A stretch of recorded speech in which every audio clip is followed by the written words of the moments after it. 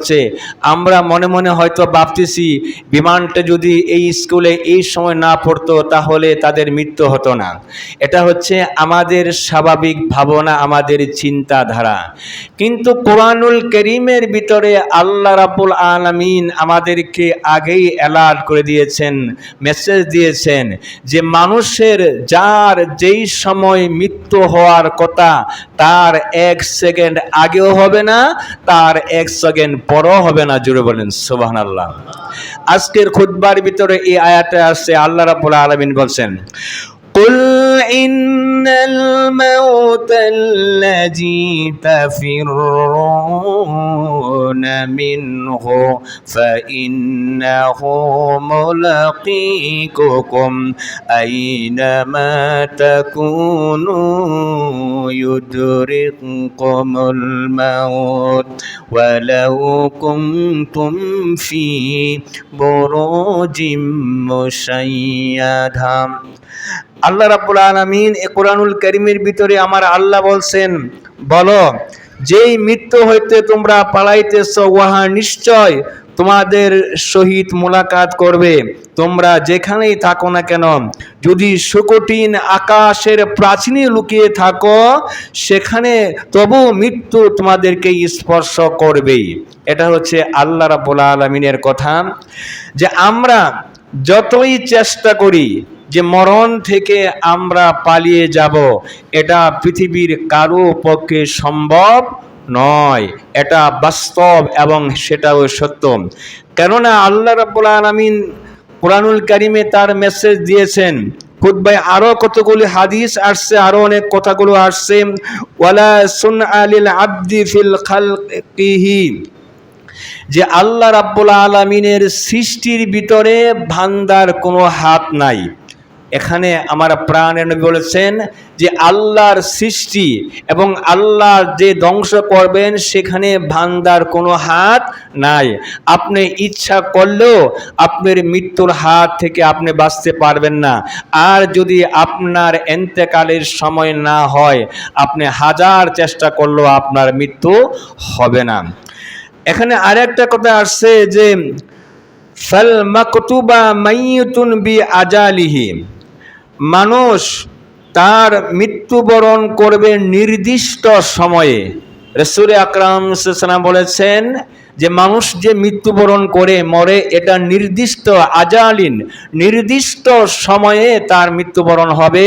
তার মরণ 1 সেকেন্ড আগেও হবে না, 1 সেকেন্ড পরেও হবে না। ওয়াল মাইয়িতু মাখলুকুল্লাহ তাআলা, আর মৃত্যুকে আমার আল্লাহ রাব্বুল আলামিন সৃষ্টি করেছেন ওয়াল আজালি ওয়াহিদান, আর এই মৃত্যুর যেই ফেরেশতা সে মানুষের কাছে শুধুমাত্র একবারে আসে, আগেও আসবে না পরেও আসবে না, তার সময় মতো আসবে, তার প্রাণটা সে নিয়ে যাবে। মানুষ চেষ্টা করলেও মৃত্যু থেকে বাঁচতে পারবে না। রাসূল আকরাম সাল্লাল্লাহু আলাইহি ওয়াসাল্লাম সাহাবীদেরকে একটি উদাহরণ দিয়ে তার সেই নিদর্শন বলেছেন। আপনারা জানেন হযরত লুকমান আলাইহিস সালাতু ওয়াস সালামের নাম আমরা সবাই জানি। ইতিহাসের পাতায় আমরা যতটুকু পাই, লুকমান আলাইহিস সালাম কিন্তু আল্লাহ পাকের নবী ছিলেন না, আল্লাহর নবী ছিলেন না লুকমান আলাইহিস সালাতু ওয়াস সালাম। তারপরও আল্লাহ রাব্বুল আলামিন তার নামটা আল্লাহর কোরআনে আমার আল্লাহ উল্লেখ করেছেন। জুড়ে বলেন সুবহানাল্লাহ। শুধু উল্লেখ করেন নাই, হযরতে লুকমান আলাইহিস সালাতু ওয়াস সালামের নামে কোরআনুল কারীমে একটা সূরাও আছে, সূরায়ে লুকমান, এবং সেই লুকমান সূরার ভিতরে হযরত লুকমান আলাইহিস সালাতু ওয়াস সালামের একটা বক্তব্য, একটা কথা আমার আল্লাহ কোট করেছেন, যেটা তার সন্তানকে তিনি বলেছিলেন, ইয়া বুনাইয়া লা তুশরিক বিল্লাহি শাইয়া, হে আমার সন্তানরা তোমরা আল্লাহর সাথে কাউকে শরীক করো না, ইন্না শিরকা জুলমুন আযীম, আর সেটা হচ্ছে বড় পাপ, এই কথা তোমরা কারো করো না, এই জুলুম করো না। সন্তানদেরকে বলেছিলেন আমার আল্লাহ রাব্বুল আলামিন, তার কথাটা কোরআনুল কারীমে কোট করেছেন। তাহলে আমরা কি বুঝলাম? লোকমান আলাইহিস সালাম যদিও আল্লাহ পাকের নবী ছিলেন না, কিন্তু আল্লাহর মাহবুব বান্দা ছিলেন, আল্লাহর ওলি ছিলেন, আল্লাহর প্রিয়ভাজন ছিলেন।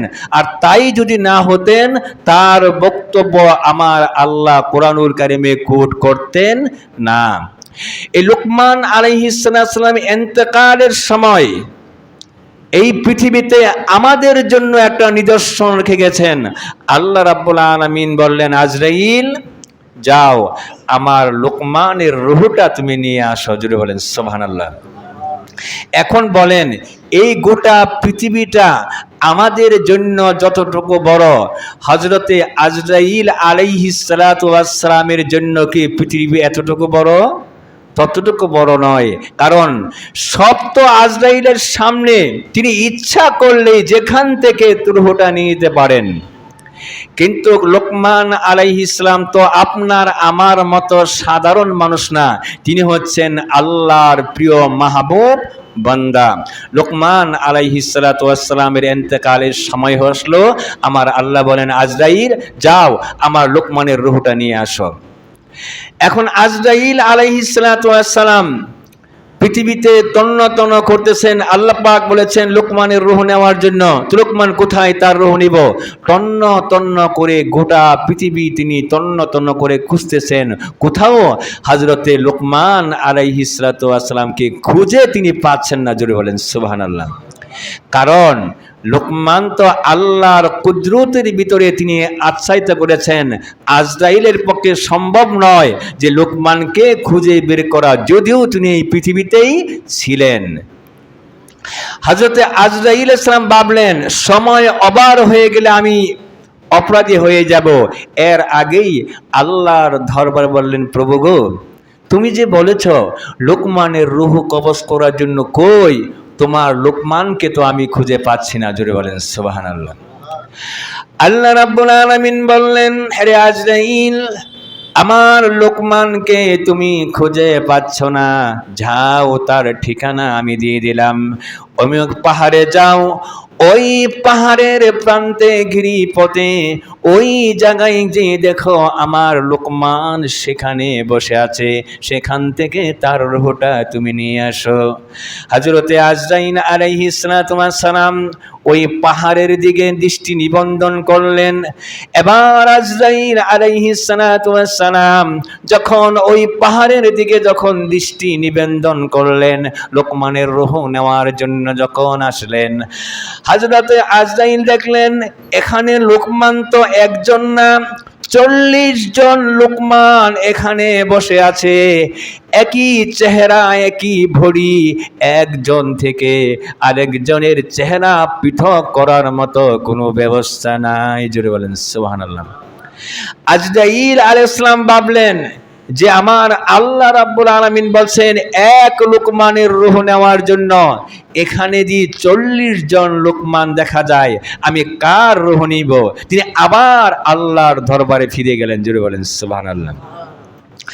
হযরতে আজরাইল আলাইহিস সালাম আল্লাহ রাব্বুল আলামিনের দরবারে দরখাস্ত করলেন, ইয়া রাব, আপনি বলেছেন লোকমানের রূহ নেওয়ার জন্য আপনার সেই পাহাড়ে তো আমি অবস্থান করেছি, সেখানে তো একজন লোকমান নয়, 40 জন লোকমান আমি সেখানে দেখতে পেলাম। একজনের দেখে আরেকজনের চেহারা পৃথক করার মতো কোনো ব্যবস্থা নাই। আপনি তো এক লোকমানের রূহ নেওয়ার জন্য বলেছেন, আমি কোন লোকমানের রূহ নেব? আমার আল্লাহ রাব্বুল আলামিন এবার তাকে থার্মোমিটার দিয়ে দিলেন। আমার আল্লাহ বলেন, আজরাইল জলদি করে যাও, ওই পাহাড়ে চলে যাও, যতগুলো লোকমান তুমি চেহারা দেখতে পাও তাদের বুকের উপরে তোমার হাতটা তুমি রাখবে। যার বুকের ভিতরে আমি আল্লাহর জিকির প্রদাকির দেখবে, সেটাই আসল লোকমান। আর তার রূহটা নিয়ে আসলে বাকি লোকমানগুলো নিমিষেই নিঃশেষ হয়ে যাবে। জোরে বলেন সুবহানাল্লাহ। রে আজরাইল, তুমি আবার যাও, যতগুলো লোকমান তুমি দেখতে পাও এবার বুকের ভিতরে হাত রাখবে। বুকে হাত রাখার পরে দেখবে কার বুকের ভিতরে, কলবের ভিতরে আমি আল্লাহর জিকির আছে। তুমি যদি আসল লোকমান পেয়ে ফেলো, যার ভিতরে আমার জিকির আছে তার রূহটা নিয়ে আসো। বাকি লোকমান এগুলি হচ্ছে প্রতিচ্ছবি, এগুলি এমনিতেই নিঃশেষ হয়ে যাবে। হযরতে আজরাইল আলাইহিস সালাতু ওয়াস সালাম আসলেন, এসে দেখলেন 40 জন লোকমান বসা। এবার এক এক করে বুকের ভিতরে হাত দিয়ে পরীক্ষা করতে করতে আসল লোকমানকে তিনি শনাক্ত করে ফেললেন। জোরে বলেন সুবহানাল্লাহ। হযরতে আজরাইল আলাইহিস সালাম সালাম দিলেন, বললেন, হে লোকমান, আল্লাহ রাব্বুল আলামিন আমাকে প্রেরণ করেছেন আপনার রূহটা নিয়ে দেওয়ার জন্য। আপনার রূহের জন্য আমার আল্লাহ অপেক্ষায় আছে। আল্লাহর বান্দা মাহবুব বান্দা লোকমান আলাইহিস সালাম বললেন, হে আজরাইল, আমি যদি জানতাম তুমি এমন করে তুমি পরীক্ষা করে এক এক পরীক্ষা করে তুমি আমাকে শনাক্ত ধরে ফেলবে, আমি যদি আগে এই কথা যদি জানতাম, আমার সামনে প্রতিচ্ছবি যতগুলো লোকমানের চেহারা তুমি দেখতে পাচ্ছ, প্রত্যেকের কলবের ভিতরে আল্লাহর জিকির আমি জারি করে দিতাম। জোরে বলেন সুবহানাল্লাহ। হযরত লোকমান আলাইহিস সালাম বললেন, হে আজরাইল, আমি আমার রবের উপরে সন্তুষ্ট, যাও তোমাকে পারমিশন দিলাম, আমার রূহটা তুমি নিয়ে যাও। হযরতে লোকমান আলাইহিস সালাতু ওয়াস সালামের রূহ আজরাইল আলাইহিস সালাতু ওয়াস সালাম নিয়ে গেলেন। আল্লাহ রাব্বুল আলামিন গোটা পৃথিবীর মানুষের জন্য এটা একটা নিদর্শন রেখে গেলেন, দুনিয়ার মানুষ তোমরা যতই চেষ্টা করো না কেন, কোনো ক্রমেই হাজার চেষ্টা করলেও আমার আল্লাহর, আমার জিব্রাইল, আমার ইসরাফিল, আমার আজরাইল, আমার মৃত্যুর সংবাদ সময় যখন তোমার কাছে চলে আসবে, তুমি হাজার কোটি চেষ্টা করলেও সেখান থেকে বাঁচার মতো কোনো ব্যবস্থা আমি আল্লাহ রাখি নাই। জুড়ে বলেন। এজন্য আমার আল্লাহ রাব্বুল আলামিন কোরআনুল কারীমের ভিতরে এই আয়াতের ভিতরে আমার আল্লাহ বলেছেন, قل إن الموت الذين تفرون منه فإنه ملاقيكم أينما تكونوا يدرككم الموت ولو كنتم في بروج مشيدة। আল্লাহ রাব্বুল আলামিন বলছেন, মরণ থেকে যত পালাও দূরে, মরণ তোমায় রইবে ঘিরে। যদিও পালাও সুদূর আকাশ প্রাণে, সিঁড়ির উপরে লাগিয়ে সিঁড়ি।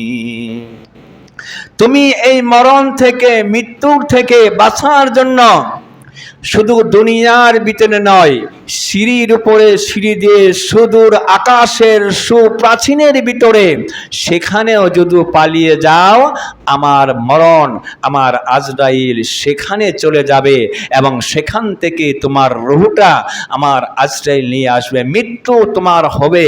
এই মরণ থেকে বাঁচার কোনো ব্যবস্থা, কোনো সিস্টেম আমার আল্লাহ রাব্বুল আলামিন রাখে নাই।